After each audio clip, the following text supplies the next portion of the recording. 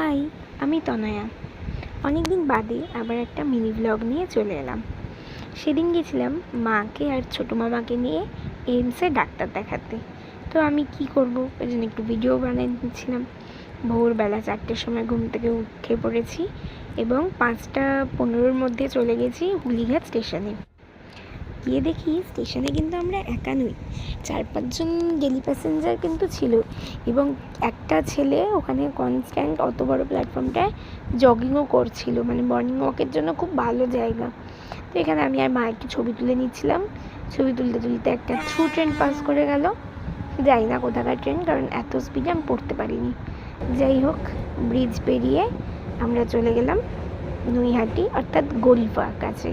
মানে স্টেশন পেরিয়ে প্রথমে গঙ্গা পেরিয়ে গরিফা, তারপর চলে যাব নৈহাটি।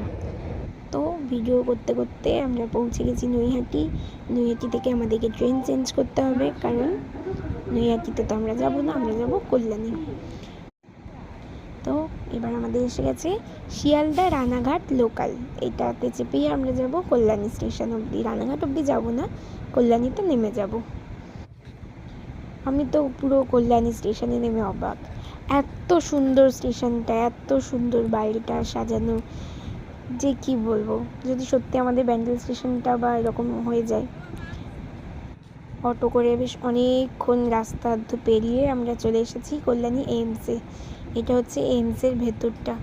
এরপর আমি আর একদম ভিডিও করার সুযোগ পাইনি, কারণ মাকে নিয়ে মামাকে নিয়ে প্রচুর ব্যস্ত হয়ে পড়েছিলাম লাইনে দাঁড়াতে দাঁড়াতে। যেহেতু ফার্স্ট টাইম, কোনো এক্সপিরিয়েন্স ছিল না। এই সময় মা গেছিলো ডাক্তার দেখাতে, তাই আমি বাইরে একটু ভিডিও করছিলাম। ও বাবা, বলতে বলতে তো বাড়ি ফেরার পথেও চলে এসেছি। সারাদিনের আর কোনো ক্লিপস নেই। যাই হোক, তোমরা গঙ্গার ভিউটা, রাতের গঙ্গা এনজয় করো।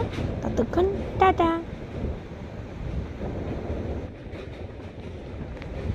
আবার কোনো একদিন কোনো একটা ব্লগ নিয়ে তোমাদের সামনে চলে আসবো।